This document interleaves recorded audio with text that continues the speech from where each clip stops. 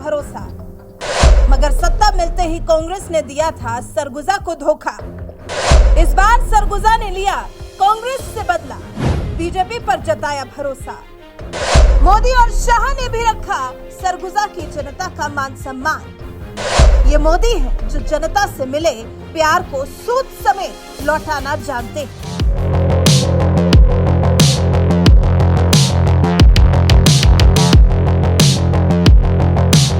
याद करिए साल 2018 का विधानसभा चुनाव, जब छत्तीसगढ़ की जनता ने बीजेपी को सत्ता से बाहर का रास्ता दिखा दिया था।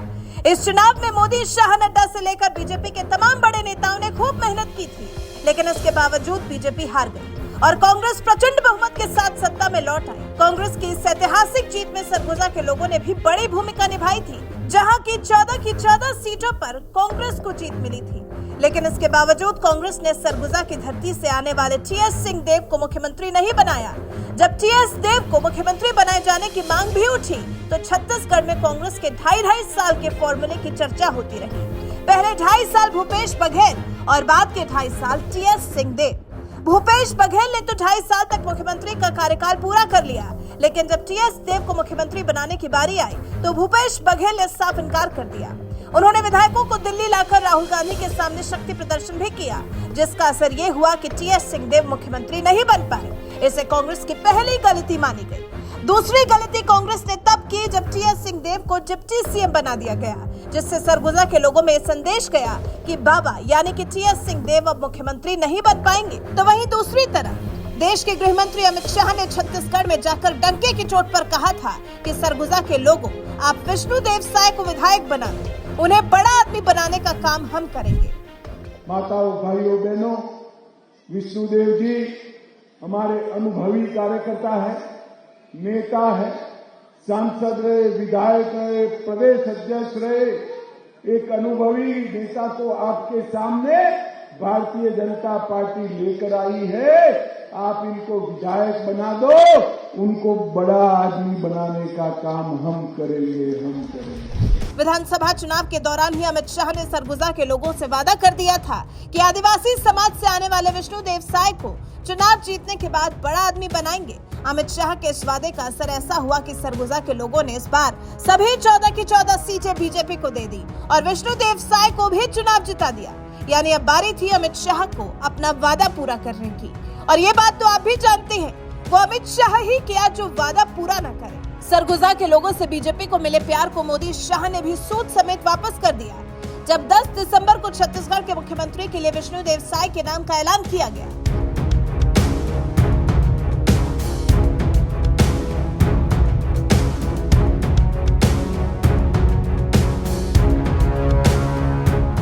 विष्णुदेव को सीएम बनाए जाने पर खुद कांग्रेस नेता टीएस सिंहदेव ने उन्हें बधाई दी और कहा कि हम आशा करते हैं कि समाज के सभी पिछड़े वर्गों का विकास हो और सभी को साथ लेकर चलेंगे, चाहे कोई भी व्यक्ति हो। काम होना चाहिए और महत्वपूर्ण बात यह है कि उन क्षेत्रों पर ध्यान दिया जाना चाहिए जहां विकास की जरूरत है। अनाउंस हो गया है, विष्णुदेव साय को बनाया गया है, आपकी पहली प्रतिक्रिया उनके नाम पर क्या रहेगी? शुभकामनाएं उनको। अब वो सिर्फ भारतीय जनता पार्टी के नहीं, छत्तीसगढ़ के मुख्यमंत्री के रूप में काम करेंगे और हम लोग उम्मीद करेंगे कि सरगुजा अंचल के साथ पूरे छत्तीसगढ़ के विकास के लिए और विशेष करके वो क्षेत्र जो तुलनात्मक विकास की दृष्टि से पीछे रह गए हैं, उनको प्राथमिकता देके और सभी को साथ में लेके चलेंगे। आप खुश हैं उनके नाम से? बीजेपी को ये नाम तय करना चाहिए था या आपको लगता है कि दोबारा रमन सिंह को ही मौका सरकार को देना चाहिए था? ये तो इनका आंतरिक मामला है, इसमें हम लोग की कुछ राय का कोई मायने नहीं रखता। जिनको विधायक दल ने चुना, जिनको उनके हाईकमांड ने फाइनल किया, वो फाइनल है। काम सही होना चाहिए, व्यक्ति कोई भी आए, काम ऐसा होना चाहिए कि ऐसे इलाके जो तुलनात्मक पिछड़े हैं विकास के दृष्टिकोण से, उनको महत्व मिले और सबको लेके चल सके। एक तरफ जहां कांग्रेस ने सरगुजा की सभी 14 सीटें जीतने के बावजूद सरगुजा के लाल टीएस सिंहदेव को मुख्यमंत्री नहीं बनाया, तो वहीं दूसरी तरफ मोदी, शाह ने 14 सीटें मिलने के बाद सरगुजा के लाल विष्णुदेव साय को ही छत्तीसगढ़ का मुख्यमंत्री बना दिया। यही है कांग्रेस और बीजेपी में फर्क, जिसे लगता है अब छत्तीसगढ़ की जनता भी समझने लगी है। इसलिए इस बार कांग्रेस को सत्ता से बाहर का रास्ता दिखाकर बीजेपी को एक और मौका दिया गया। ऐसे में अब ये देखना है कि आदिवासी समाज से आने वाले विष्णुदेव साय को मुख्यमंत्री बनाने वाली बीजेपी को 2024 के लोकसभा चुनाव में इसका कितना फायदा मिलता है।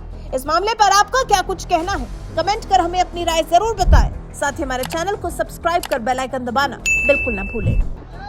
छत्तीसगढ़ विधानसभा का छठवां छत्तीसगढ़ विधानसभा का पहला बैठक, इसमें छत्तीसगढ़ विधानसभा का विधायक दल सर्वसम्मति से मुझे अपना नेता चुना है और इस अवसर पर मैं बहुत ही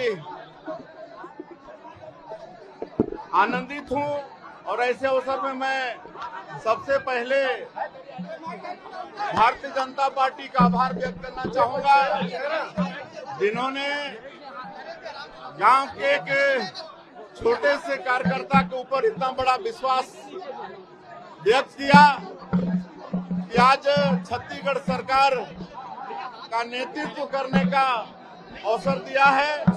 इसलिए मैं भारतीय जनता पार्टी का आभारी हूं।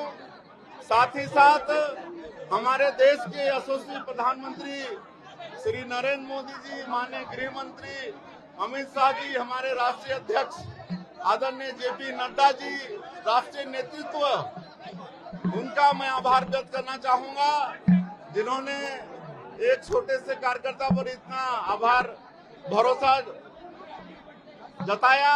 साथ ही साथ हमारे जो प्रदेश के जो प्रभारी थे और चुनाव के भी प्रभारी थे, आदरणीय ओम माथुर जी, सह प्रभारी आदरणीय मनसुख मांडविया जी, आदरणीय नितिन नवीन जी और हमारे प्रदेश के नेतृत्व, उनका सबका मैं आभारी हूं, जिन्होंने हम पर विश्वास व्यक्त किया है। सभी नवनिर्वाचित विधायकों का भी मैं आभारी हूं, जिन्होंने विश्वास व्यक्त किया है।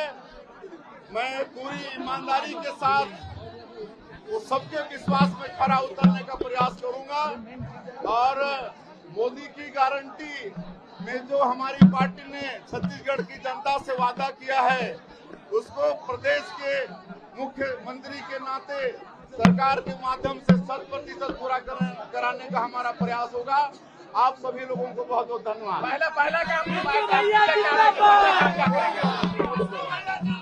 मोदी की गारंटी, उसमें 18 लाख आवास की सुविधा, पहला काम।